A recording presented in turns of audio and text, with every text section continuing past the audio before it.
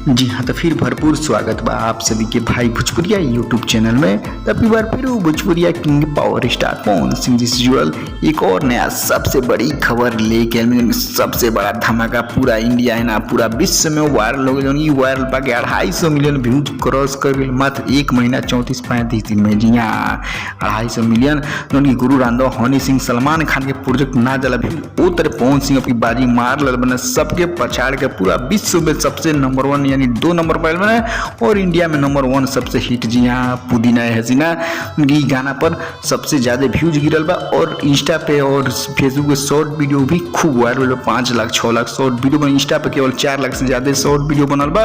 उनकी इतना हिट बा, पॉपुलर बा। जी हाँ, वही पर पवन सिंह जी आज रिकॉर्ड बनल जिसमें कल के ही ऑफिशियल पोस्टर आउट हुई 100 मिलियन सिंगल क्लिप और ढेर सारा क्लिप मिलाकर 250 मिलियन को म्यूजिक टीम का ऑफिशियल। जी हाँ, जब पर पवन सिंह मुंबई बना, मुंबई में केक कटने हैं, खूब धूम मचने, दर्शक लोग के अपन श्रेय यानी भगवान कौन है और धन्यवाद देखे और आगामी प्रोजेक्ट के भी खुला सके। जी हाँ, तो आगामी प्रोजेक्ट पवन सिंह के अब बॉलीवुड प्रोजेक्ट आवेला बा, जो सभी बॉलीवुड प्रोजेक्ट के शूटिंग रिकॉर्डिंग सब कंप्लीट बा, बस एडिटिंग मिक्सिंग देरी बा। आजकल में पोस्टर भी आवेला बा और ई बात सावन बोलबम गीत के भी खबर आवेला। जी हाँ, सावन बोलबम गीत के भी खबर हम तैयार करें। बहुत कितना गाना के रिकॉर्डिंग कर ले सुने में तैयार बा। पवन प्रियंका की जोड़ी के 5 से 6 गाना रिकॉर्डिंग कर पहुंच अई बार सावन में। जी हाँ, अभी ऑफिशियल ना समझे, ऑफिशियल हम पता करके बताएं को बा, लेकिन अब सावन बोलबम गीत की भी खबर आई। बहुत जल्द रिकॉर्डिंग तो कर ले बना।